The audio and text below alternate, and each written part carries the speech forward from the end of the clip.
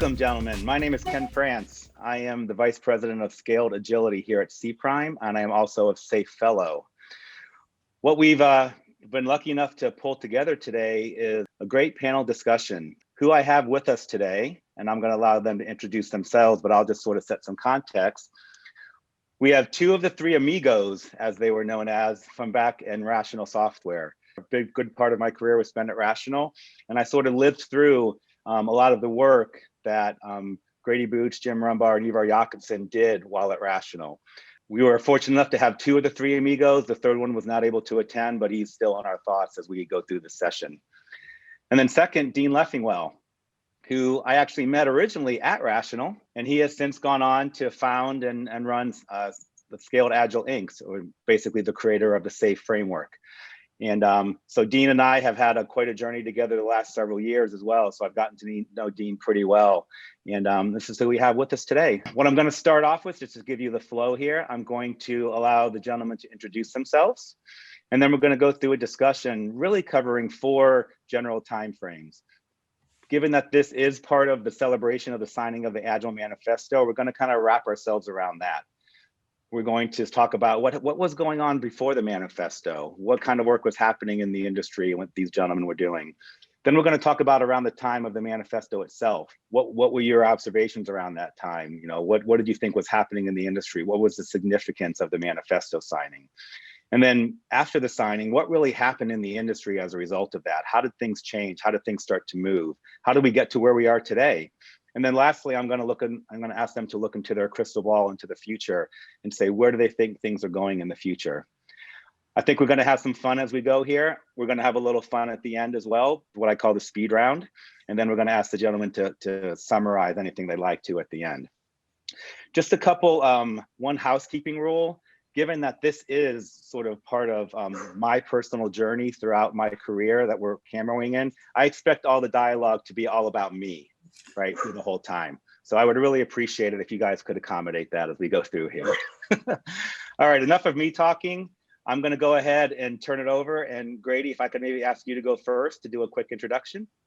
Sure. I'm Grady Booch, currently serving as Chief Scientist for Software Engineering at IBM Research. My current work is really divided into 3 areas. I'm doing some architectural work on truly the largest software project I've ever encountered. And Dean, this uses SAFE, by the way. I think you know which one it might be. I also work with our AI groups.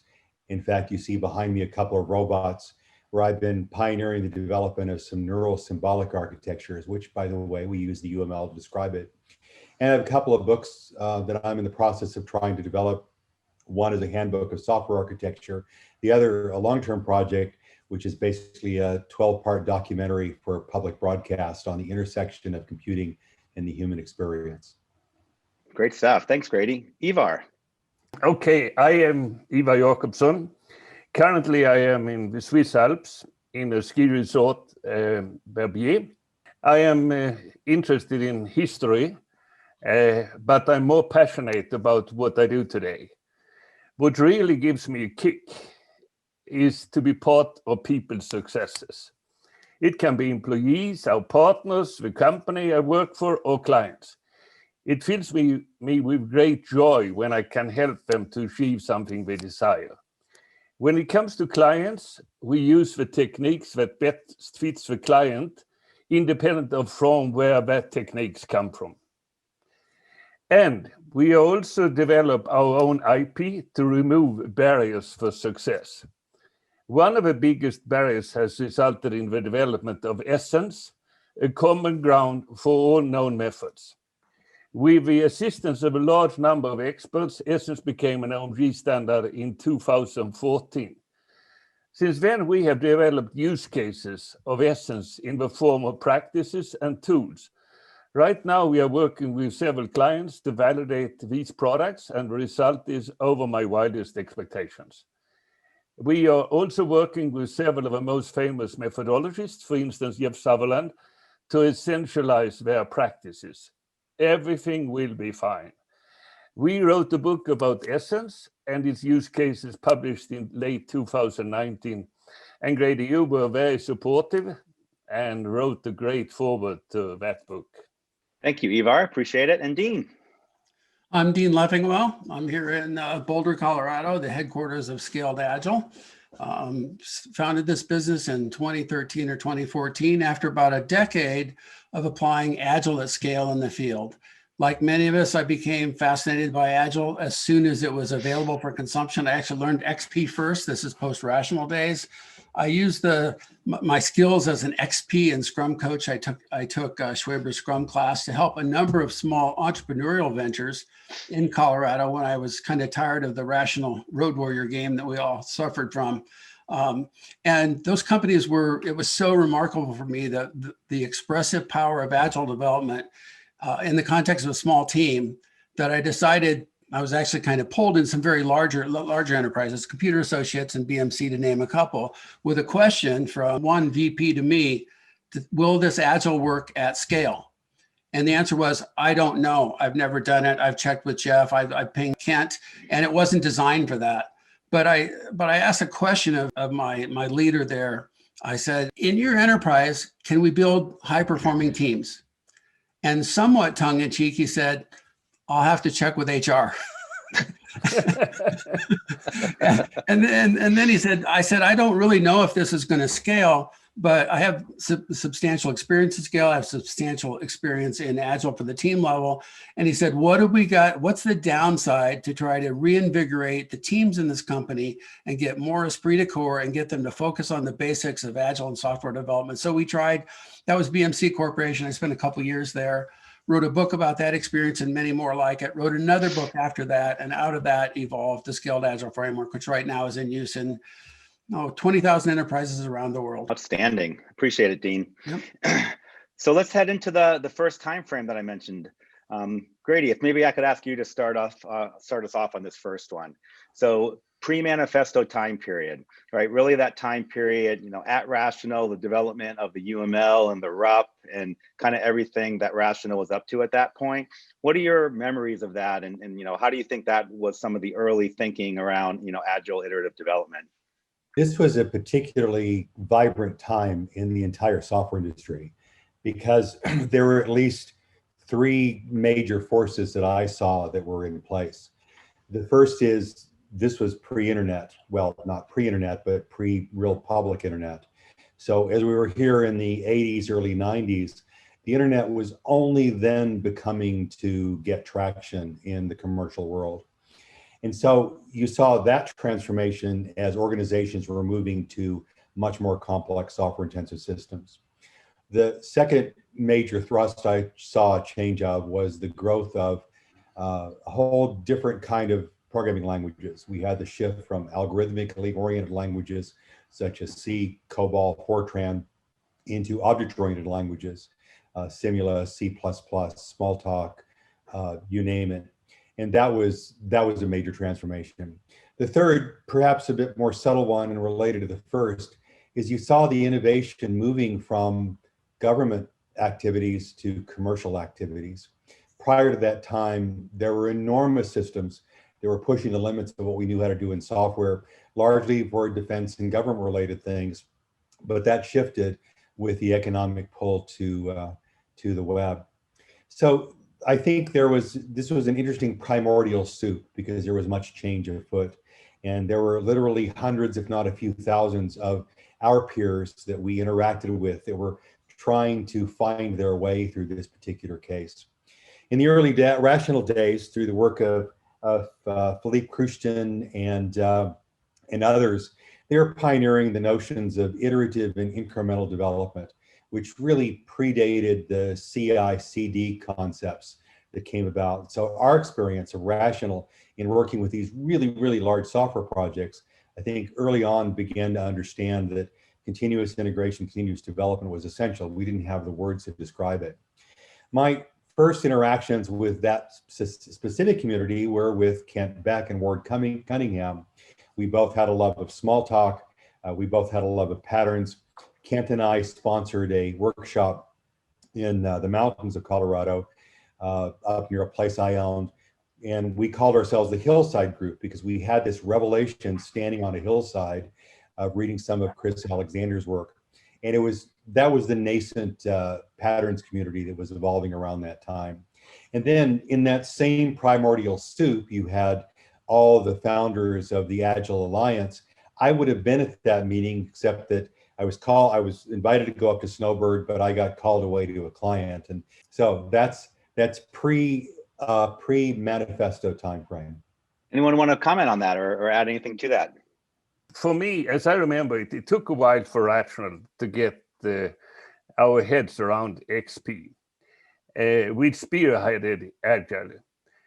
I have entertained myself by going back and look at emails from that time. My wake-up call happened when I was at Uppsala in year 2000, and I was on a panel with Ron Jeffrey and Larry Constantine. It became clear to me that the whole audience, and it was probably thousands of people, loved XP and they ridiculed RUP. I wrote an alarming email when I came back and said, treat XP very seriously with capital letters to our management and to our top technical people. No one saw XP as a threat, but something that could be incorporated in RUP.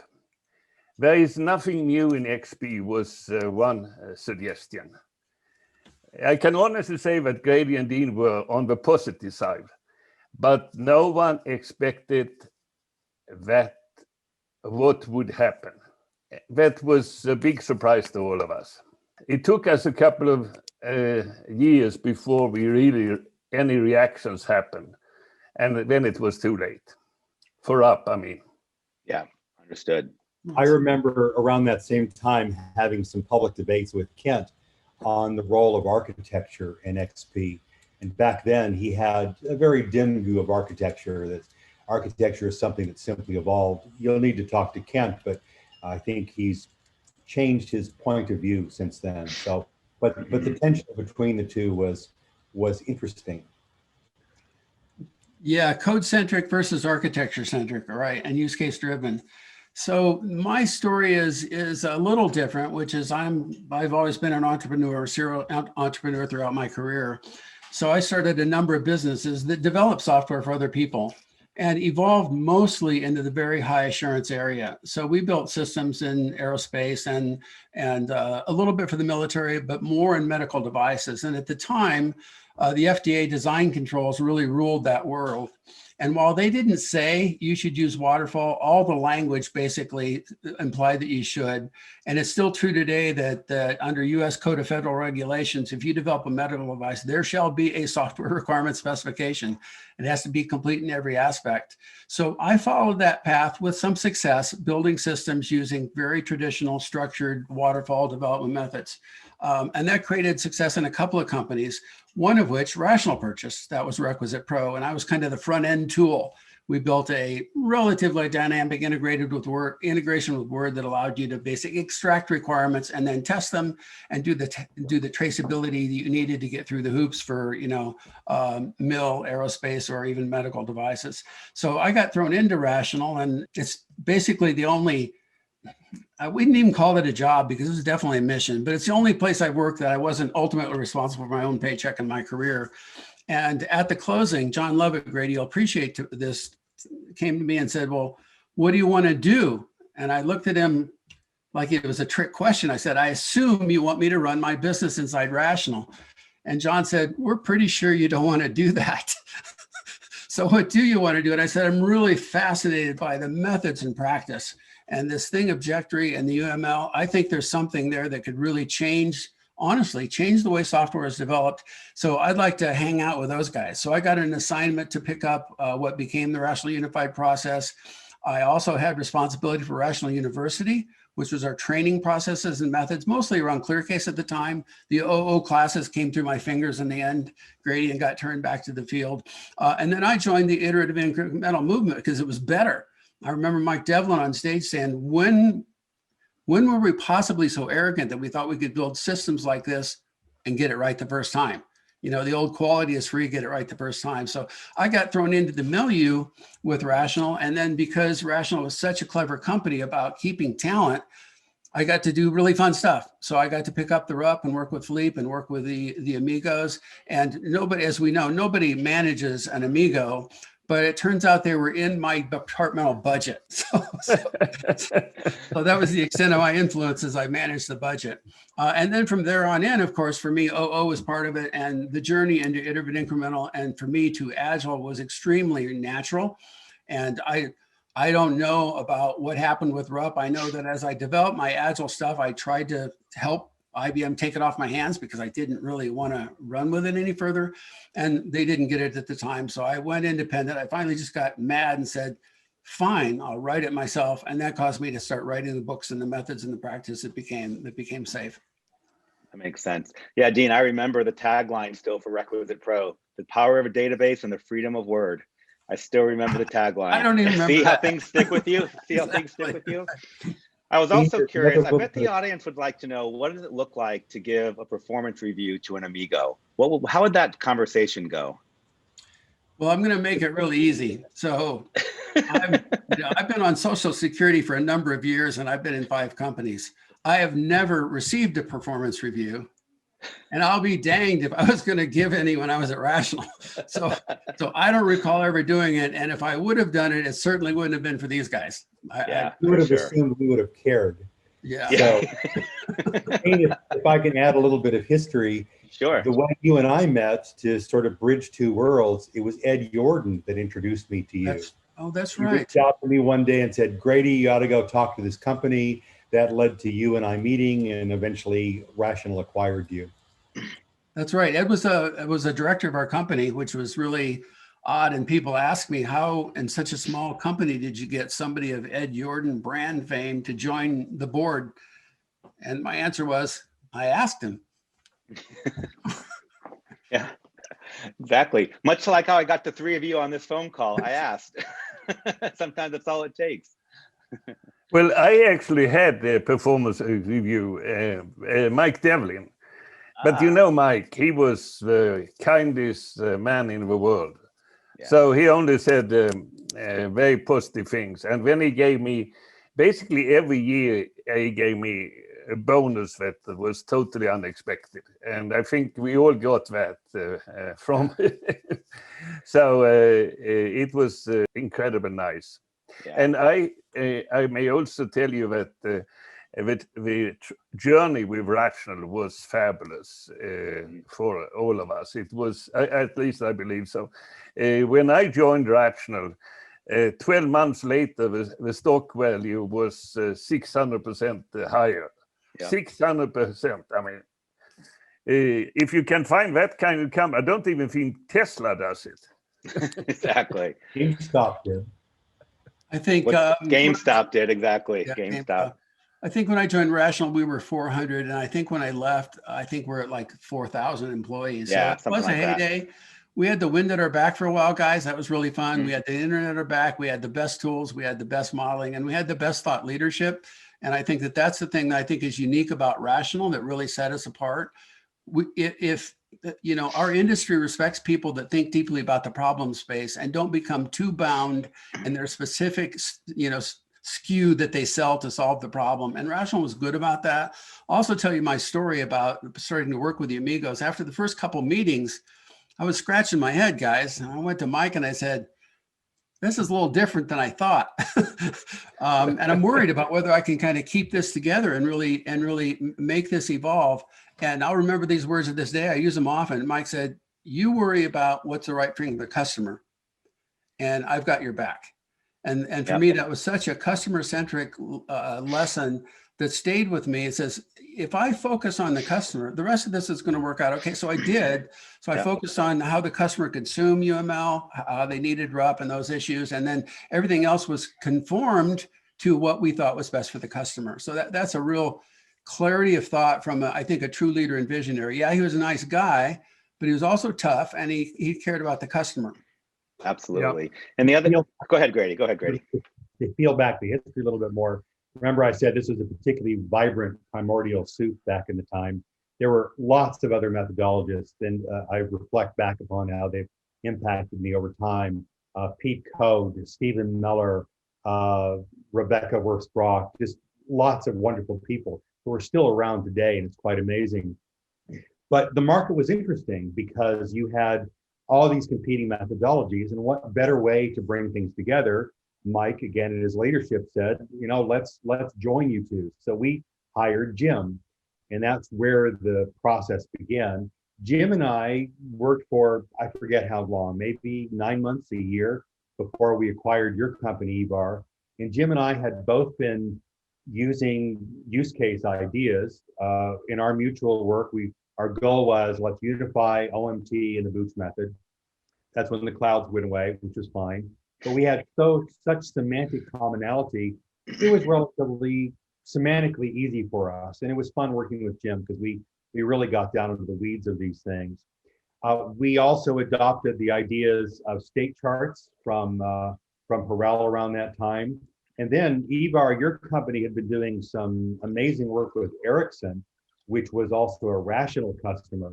And that brought us, I think, together. And then we acquired your company, and then it was the three of us. That's sort of the process of how those three came to be. Very interesting that you say exactly that, Grady. I remember a fabulous story myself, and that was Mike Ericsson wanted Rational to acquire my company. Ericsson owned 52% of my company. I still call it my company, but and then I remember I met Mike Devlin and our international sales manager, Bob Bond, yeah, in Stockholm, and we agreed on that Rational should acquire my company, but and we agreed on price. It took a number of rounds when Bob and Mike went out to talk to one another, and they came in, and finally we shook hands. Unfortunately, it couldn't happen now because they were getting investment, $25 million they looking for. So we had a window they had to close. I told them basically, can we agree on then that if Rational stock value go up from now, the value of our deal go up too? So we took a walk out and came back and okay. But time went by and a lot of things happened. Eventually, I met our chairman, Paul Levy, in Stockholm. And he told me basically that it's not a good time for us to buy you today. And by the way, and then I said, well, you give me a trouble here because I have 50, 60 people here in Stockholm. You have a handful. And we are working with Ericsson. So I have to make everything I can to have Ericsson buy our products instead of Rational. And I basically standing like this and said, Paul, this is the job you give me.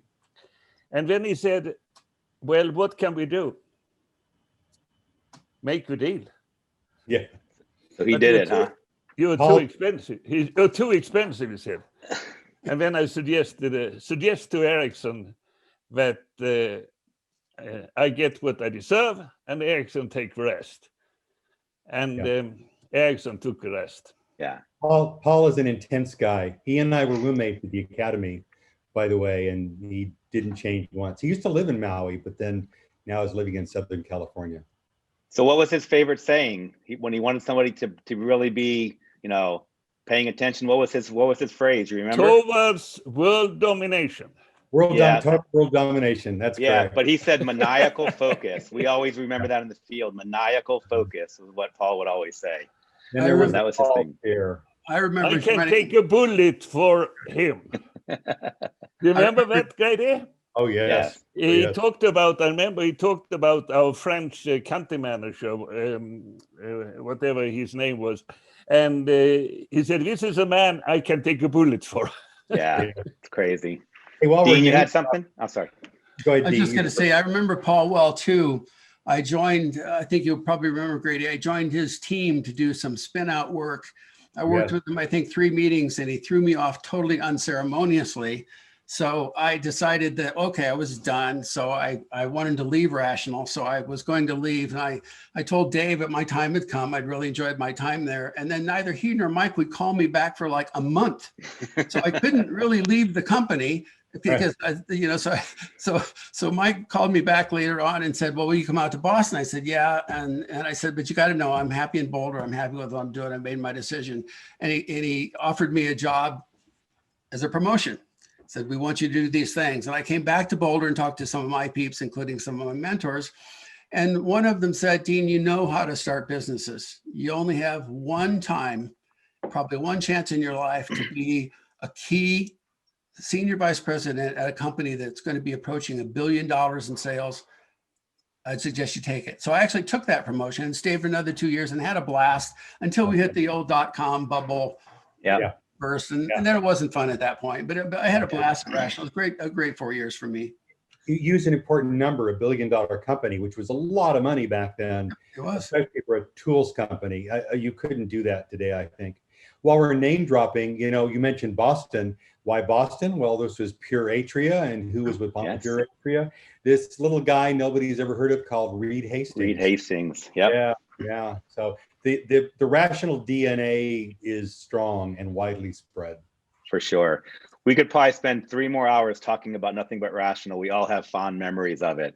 But let's fast forward to 2001 in the timeline. Yeah, we could do that, Ken, but nobody would care about us. So you probably that's true. This is 100% true. So you're not going to ask about what role did the RAPs play and UML play? Say you had a question there. Yeah, what role did it play in your mind, RUP and UML? Well, I have a quite funny story there I would like to tell you. Okay. I was at Uppsala year 2000, and Larry Constantine was there with Ron Jeffrey. And he demonstrated in that panel that I talked about earlier what RAP was. It was big and getting bigger and bigger and bigger, and finally it will explode. And the audience, they loved it and laughed wholeheartedly.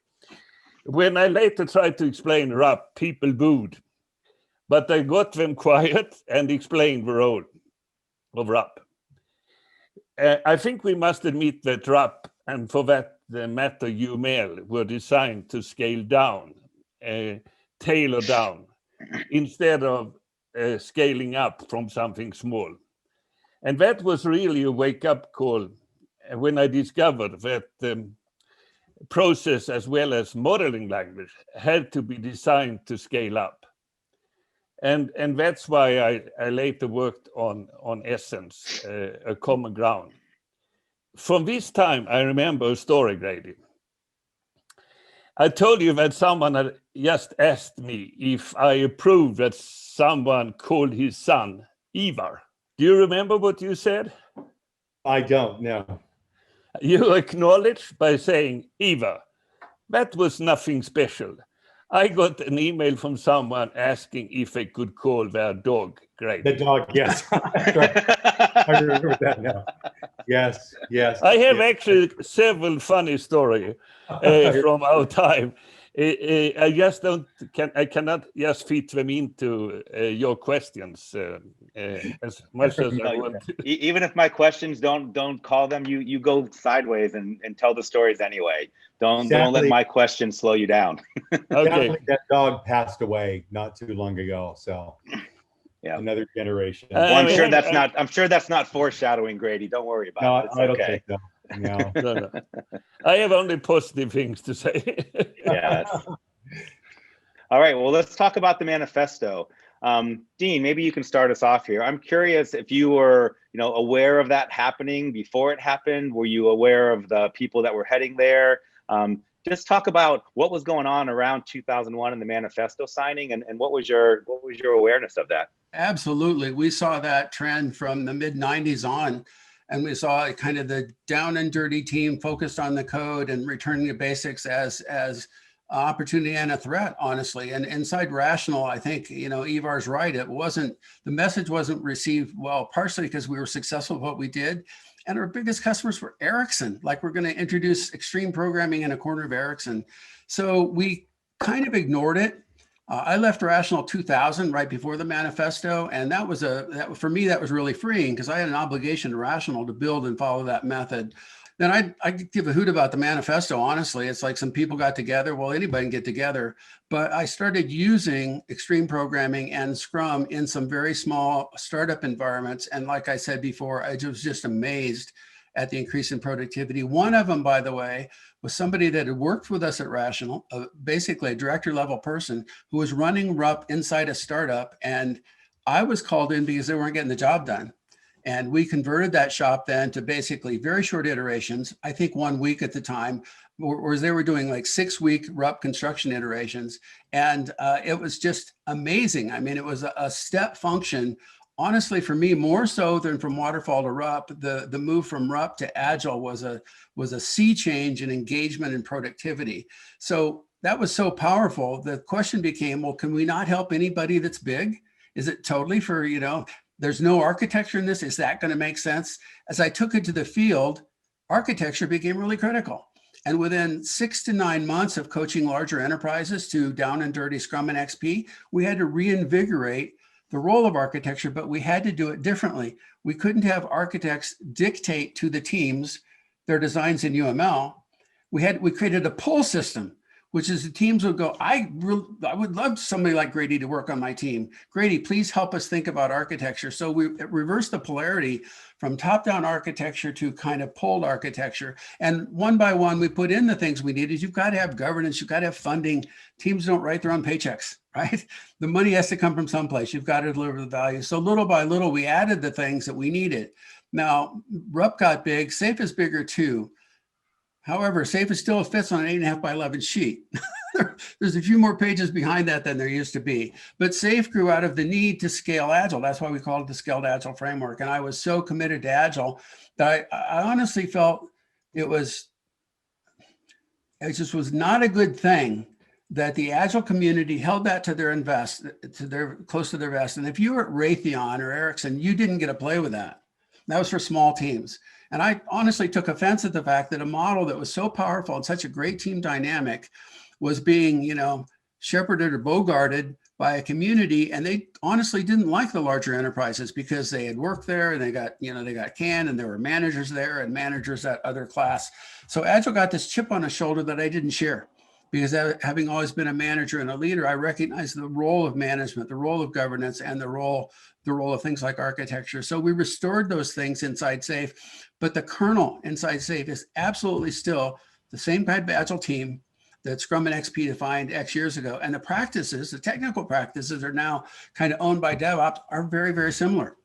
Test-driven development, behavior-driven development, test and test automation, all of those things that we needed to do to make our XP work still have to work. So in the bottom of SAFe, our team's doing the same basic practices that the manifesto espoused. As I step back and look at the history of software engineering, it's interesting to see the pendulum swing back and forth. High ceremony, low ceremony, large teams, small teams, architecture, no architecture. So the pendulum swings. In the early days of Rational, it was swinging in a particular direction, and we were doing a lot of shoving along the way, and we wrote it. For some reason, I'm thinking of Miley Cyrus and that wrecking ball, but let's not go there. So I can't imagine you on that, Dean. I can honestly say that would have been the last reference I ever expected to come out on this call. I could say that. Miley Cyrus, there you go. Why not? Hey, why not? But the pendulum keeps swinging, and to foreshadow a little bit, the same thing is happening in the AI community, that they are discovering the importance of architecture. But you were talking about the time of the Agile Manifesto itself. It was an interesting group. Again, I was invited to it. As I recall, there was not a single woman that was there, which I think true. My daughter was almost there. Yeah, that's right. I remember. But it was an interesting time, and I think it. Well, I don't know what I think, but yes, it was an interesting time. I wish I could have been there. Yes. Ivar, what are your thoughts? Tell us your story about your daughter. Yeah. I feel exactly the same way. I mean, I knew that it would. I don't know why I didn't go, but I was invited. Probably I had something already arranged, or that it was a too long trip to go there from Sweden or something like that. So I suggested Agneta would go, but she probably reacted the same way. I mean, at that time, it was not clear to rational people, us, that this would really have this impact it has had. I wish I'd been there, no doubt. It would have been very, very good to be there to hear the arguments and to see what I've heard so much later from my friends Dave Thomas and Jeff Sutherland and so on. I hear a very different story from Alistair and from Jeff Sutherland, etc., as Sure. it always is. Yeah. Yeah, I'm sure my invite got lost in the mail. I just somehow didn't get it. So, but I would have been there had I gotten it. Grady, I'm sorry. Go ahead. Kent Beck ended up at Facebook for a while, and you talk about a community that, wow, really is anti-architecture. I remember doing some work with Facebook in a day where all of their developers literally fit within the same room. And I commented to their VP of development, it wasn't Mark, he had hired somebody at the time, saying, you know, this culture is not going to last the moment you acquire a new company and you're split.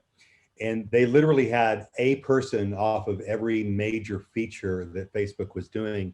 And I also foreshadowed to say, you're going to have some terrible systemic problems unless you start looking at high level architecture. Kent came in later and tried to repair things. He was very, very frustrated, eventually left working for them. But talk about a contrast of a company that's widely successful, that was pure small agile from the bottom up and no architecture. I think it's very telling for the kind of structure that they produced. The interesting thing is the fact that companies such as Facebook and really everybody, they kind of grok agile in one way or another. Mm-hmm. Unfortunately, many of them use it as an excuse to not do really any real software engineering. It's a cover, but the fundamental value was certainly there. Absolutely. So Ivar, you alluded to the fact that, you were surprised, you didn't expect the impact that the manifesto signing would have on the market, and you wish you would have been there. Can you elaborate? So let's move to that period after the manifesto up until present. What impact did that have, and how did you see things evolve, from that time period? Over the years, Agile has had so many meanings, from values and principles to using some key practices, from doing Agile to being Agile, from originally primarily being a craft, a social engineering, to now being about anything. It's a label that's attached to everything to tell it's modern now. And there are many people, several people, really agile people, have declared the term dead. The question is if it still serves a need. I guess as long as not almost everyone is being agile, it's needed. I think we will continue and use that attribute for many years to come. So we went through an epiphany in our company, which is that I became a dyed-in-the-wool agilist. I'm over the top. The power of a self-organizing dynamic team that kind of manages itself is just extraordinary. So I founded the company on that basis, and we grew and grew. But after about 2 or 3 years, I started seeing these odd behaviors because we hired people and they weren't agile at all. But for me, I was so over the top. It was the only way I could see things. It's like, when you learned, you can't do design using data flow diagrams anymore. So we actually went through a process of recommitting, and I had a poster created and I put it in our training center. There's only 2 posters on the wall. One is a manifesto and one is the Scaled Agile Framework, because those are not just the value system, because it's critical, but it's also easy to kind of abuse, but the principles. the 12 principles behind Agile absolutely inform teams today. So I teach it still. It's built into SAFe. If there's an exercise in every single SAFe class I've ever taught that looks at the manifesto and say, does this scale? And there's some older language in there about projects, for example, and there's no real definition of what a team is. However, it is still the foundation of the way of working that we want the teams to do. And whenever we as managers or executives or methodologists or authors create systems that cause that not to flower, we kill it. So we've been very careful in my world and certainly my language to recognize that we have to behave in a quintessentially agile way. And that goes back to looking at the manifesto and thinking about, the interpretation of that in smaller batch sizes, more frequent releases. DevOps is on the same mission. So I think it's an extraordinary invention. I didn't have any part of it. I maybe missed that invitation, or maybe I was in my fake semi-retirement period for a while. But for me, it is absolutely fundamental to what we do. So we're not letting go of it. We're not saying the word is dead. The manifesto is a 20-year-old piece of historical documentation. It's 20 years old, and there's a few words in there that haven't aged particularly well. But the principles and the values of that manifesto is what is unlocked, I believe, the power of traditional enterprises. Not everybody's Facebook, right? Not everybody's a fan company being able to compete in the digital age. So I'm personally thankful for it. I built kind of a next career around it, and I'm not letting it go. I'm not going to quit using that word. There is a difference between letting Agile go. I don't think that will happen. But the term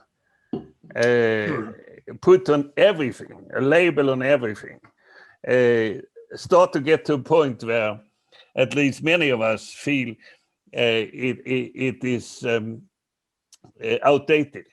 I know companies, and you probably know well, Dean, that has forbidden using the term Agile inside the company.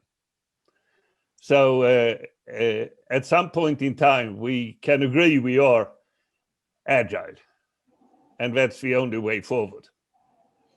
There's a parallel thread that was happening along with the Agile movement, and that is, as the UML came from its standard 1.0 in the OMG and moved to its evolution, there were many forces that pushed the UML toward model-driven development.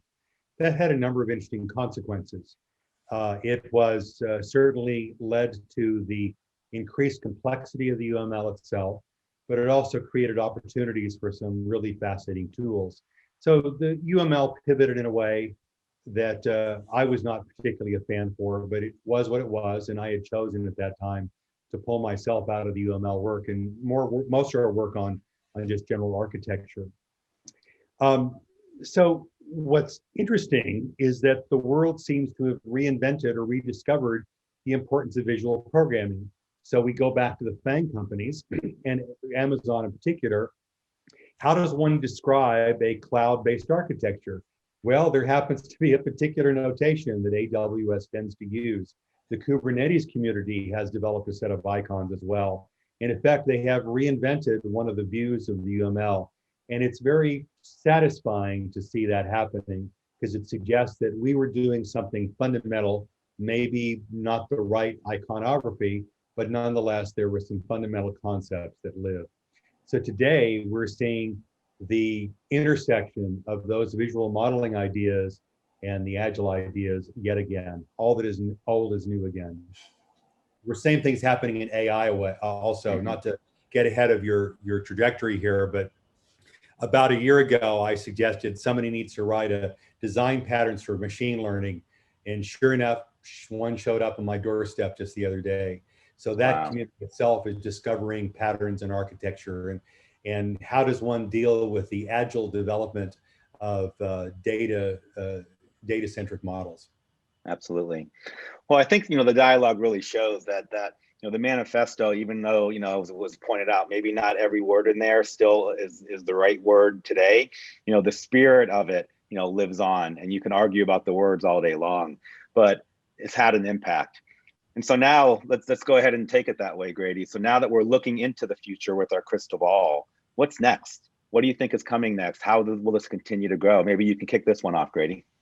Software has woven itself into the interstitial spaces of civilization, and it is something that pervades all of life. the impact of software and the reach of software is irreversible, and it's wonderful because we as developers have both the responsibility and the privilege of doing that kind of thing. And I'm happy to say and proud to say that what we laid with Rational and Jim, Ivar and Dean and I, Philippe and all the others, that provided a good load-bearing foundation upon which all of this is possible now. That's very exciting. I think as I look toward the future, and as I mentioned, I think the growth of these kinds of principles in AI is an important one. As we see systems that move more and more to the edge, these principles still apply. I'm happy to see that the understanding of ethics and morality as a force that drives software is becoming better understood. So, this is an exciting time to be a developer. If I were 20-something again, I'd be having a blast. I'm having a blast now, but what an exciting time to be in this world. Ivar, any thoughts on the future? Yeah, after these 50+ years of methods war, we are still continuing fighting with one another. The difference between different methods are exaggerated. The similarities are hidden behind different vocabularies. We will always need expert, but you can't be an expert on everything. And this is one of the things I think we really need to pay attention to and find solutions to. I don't think we need to see it when you talk about Agile, where should Agile go from here? I don't think we need to see it as where Agile should go, but where the industry should go. Personally, I think the industry should rely more on science, not just technical science, but also social sciences. For instance, we have very interesting work going on the human side. For instance, the Heart of Agile initiative, which talks about culture and how culture and humans really thrive in when you also develop software. We should move from having a discipline that primarily relies on software development being a craft to primarily being an engineering discipline. We will always need craftsmen, but they should work with better practices, tools, and techniques in general. Too much of the work we do is routine, as Mary Shaw said 30 years ago, and fundamentally, even with huge advances in technology, it hasn't changed. So, just to summarize, I think the industry we must get rid of the methods wars. That is one of the most humiliating thing that we live with. And we should, I believe it, we should go more into, industry should be more driven by engineering disciplines than by a craft. But still, we need craftsmen. Thank you, Ivar. Dean. So I don't know what the future holds, and I don't opine on it. It's not what I do. What I have observed, however, is that the combination of Agile at scale, and the DevOps community, which I think restored the technical discipline that Agile had when it started off with XP, is giving us a slightly different position in the industry. 10 years ago, every large enterprise had backlogs of stuff they couldn't ship, and the stuff they shipped was not very good. That's really changed. People that have adopted Agile and Safe and other similar methods at scale are getting better results. Now what's happening is the business is the bottleneck. They can't turn on a dime. They can't fund initiatives in an Agile way. They don't understand, how to operate a lean startup. They don't know how to engage marketing the process, or legal's a bottleneck. So what I'm seeing in our industry is the pressure to do a little better job of helping the industry understand the way their value flows. And that's the value stream language that we see leaking into everything now. So I think our challenge now in the development community is, of course, keep improving our arts and crafts. I couldn't agree more on engineering. I entered this field because I became a programmer after getting a couple degrees in engineering, and I couldn't find the engineering in software. That's why I entered the field. We have that, but I think we have an obligation to help our enterprises become more agile.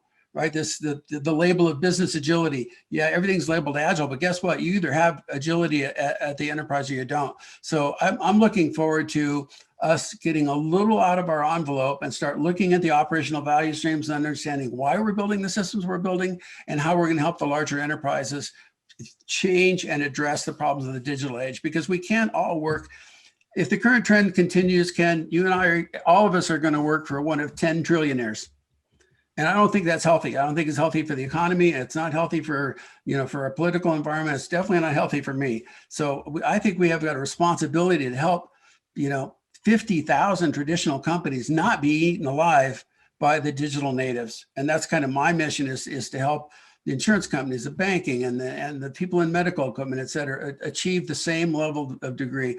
If we got the same productivity I won't name the name of a bank, at a bank as they've achieved at like Google, imagine what the 27 million people who do not work at Google or Facebook or Apple could accomplish for the economy and for the world. And that's the thing that I think is most important. That's an interesting problem. That's still a problem for a generation. And I'm going to keep working on that. Love it. Culture, people, good for society. It does. I know we're not going to go back to, opining about Rational again, but, that same vision, existed back there at Rational. It's like, it is really starting to come to fruition. And that was it's just a great time. Like I said, I agree with you, Grady, a great time. Well, hey, before I ask for your closing comments, I'm just going to allow our audience to get to know you personally a little bit better through the speed round. If you haven't participated in the speed round before, it's one-word answers from each of you to each of my questions. Okay. You should know that it depends on what you mean by speed round, but you just keep in mind that I have a handicap compared to Dean and Grady. Oh, no. Don't worry. I'm not going to go fast. It's not going to go fast. It's I just one have to word. translate everything to Swedish. They don't need to do that. And then I have to translate back to English. You'll catch on quick. This will be very easy. We'll start with the easy one that I sent you ahead of time. One word answer: beach, lake, or snow. Beach, lake, or snow. Grady. Beach. I live beach. on one. He's in Maui. Piece of cake. Ivar, beach, lake, or snow. Yes. Yes. All of the above. Yes. Dean. Beach, lake, or snow? Yes. Beach. Beach. All right. Just don't ask my wife that same question, okay? Yeah, exactly. What's your favorite pastime? What do you like to do when you're not focusing on changing the software world? What's your favorite pastime? Dean, go first on this one. Of course, family, but then golf. Golf. Ivar, favorite pastime? I didn't want to repeat what Dean said, but first is my 5-year-old son. Second is all my other children and grandchildren. Mm-hmm. And third, I love skiing. Skiing, excellent. Grady. Whale watching. It's a high whale watching. Mm-hmm. As an aside, I have an interesting project with our group in Hursley to develop an AI to detect humpback whale song. I'm working with a leading whale researcher. We're trying to understand what humpback whales are actually saying. And we're working on a project called the Mayflower, which will be going across the Atlantic soon, that we put this on board. Amazing, very cool. Yes. Favorite sports team? Do you have a favorite sports team, Dean? Denver Nuggets. The Denver Nuggets. All right. Ivar. Did you say sports team, or what did you say? Team. A sports team, yes. Not one team. I love many teams. But if I have to pick one, Manchester United. Manchester United, well done. And Grady? New Zealand All Blacks rugby team. Yes. Can you do a haka for us real quick? Could you do a haka for us quickly? I can actually, but we've run out of time. I'm sure you could. Last one. Your favorite food. What do you crave? What's your favorite food? Ivar, go first on this one. What's your favorite food? Brown beans with pork. It's brown beans with pork. Oh, okay. Very good. Ivar. I'm sorry. I'm Grady. I'm sorry, Grady. Uni. Fresh uni. Oh, that is lovely. I agree with that. Dean. Fresh poke. Nice. Very nice. I had for breakfast this morning, Dean. Yeah. Yeah. Now, I'm not going to ask the last question. Usually all speed rounds end with a question that's sometimes a little bit too personal, which is boxers or briefs, but I'm not going to make you answer that question. So we're going to move right along. You assumed that I wear anything. That is the perfect answer. That is the perfect. And you, I guess you're barefoot too. I am actually, yes. Yeah. Yes. You're assuming I'm Excellent. wearing pants, but actually, Well, can I tell? I'm wearing a swimsuit at the moment below my waist. Excellent. Excellent. I have made a list of a number of jokes. Do you? And I think you would appreciate it. It's Absolutely. Go ahead. This was in Tokyo many years ago. I mean, I don't know. It was around maybe 2000 or just before, and I gave a talk, and after my talk, Rational had arranged a little buffet dinner for their most prominent clients. And I was surprised. They asked me if I could answer some questions on stage.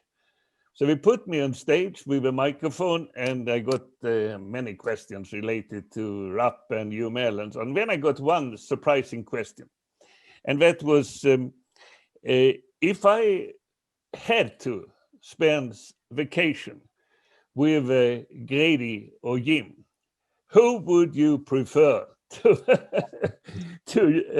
spend the vacation with? And you know, that is a tricky one. So, but I actually answered like this. If I had to go skiing, I would prefer go with Jim.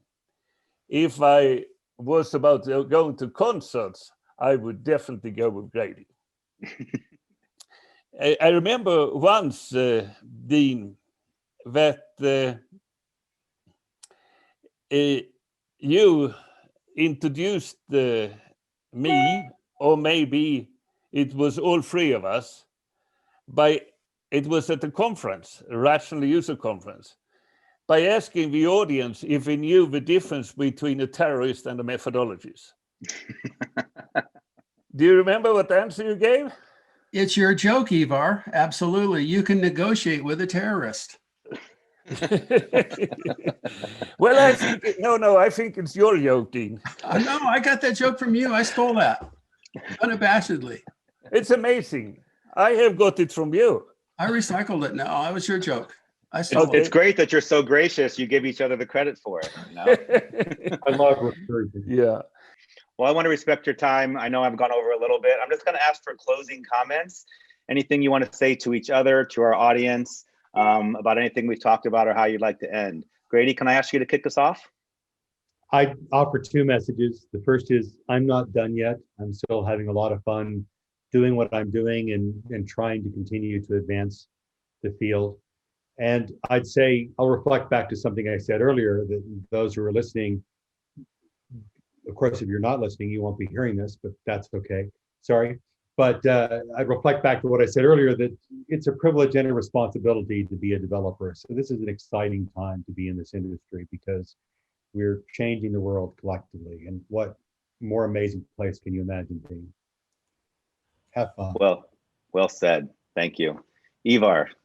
I can honestly tell you that I think you asked me yesterday when I would retire. Yeah, some people in my age have retired, but I have promised my son, who is now youngest son, I should say, 5 years old, that I will give him a speech when he has his 50th birthday. And until then, I hope I can have as fun as I have now. I hope so too. Thank you. And Dean, close us out. I echo Grady's viewpoint. What an incredible time. You know, when we meet young people and they all seem young to be now, they're going, is it too late to get into the software industry? Should I go into business? It's like, this is the birth of something. So this is a world that runs on software. We have the obligation, but we also have the opportunity to help. So I think we have a way to advance society in ways that other disciplines and crafts don't. It is an important, ethical obligation for sure. But what a great time to be in software, not just 20 years ago or 30 or 40 when we started, but today is a wonderful time to be in the software domain and helping people build better systems, because we need those systems. They run our lives. Outstanding. Absolutely true. May I ask a question of my colleagues? Sure. Ivar, Dean, what do you see yourself doing in 10 years from now? Where will you be? What will you be doing? I'll be doing exactly this if capacity allows. Yeah, I cannot imagine not doing something like I'm doing now. So Same answer as me. We're all unified in this. I mean, guys, this is what we are not working. Yeah. We are not working because we have to work. We are working because we enjoy it, and we feel pleasure in seeing our clients, our colleagues, our employees to be successful. It's just a fantastic life. I look forward to seeing the next generation of folks such as Ivar, Jim, and I, who will approach the world in surprisingly wonderful ways. Yeah, the observation that I have looking at you, the three of you, is this is not what you do, it is who you are. And that's why you're continuing to do it. And so all I can say for those of us that have come up behind you, we appreciate it. My career has been greatly influenced by your work, from Rational to present, right, with SAFe. So I want to thank you for that. I want to thank you for, honoring me by coming onto this call with me, and to, I'm just thrilled that I was the catalyst that could bring you together. So I thank you for that. And with that, we will end and let you get back to your continuing to change the world. The last thing that I want to say, for the honor of any folks from Rational who are watching this, OTTWD. Thank you very much. Take care. Bye-bye. Thanks again for putting this together. My pleasure. Thank you. Bye-bye. Okay. Bye.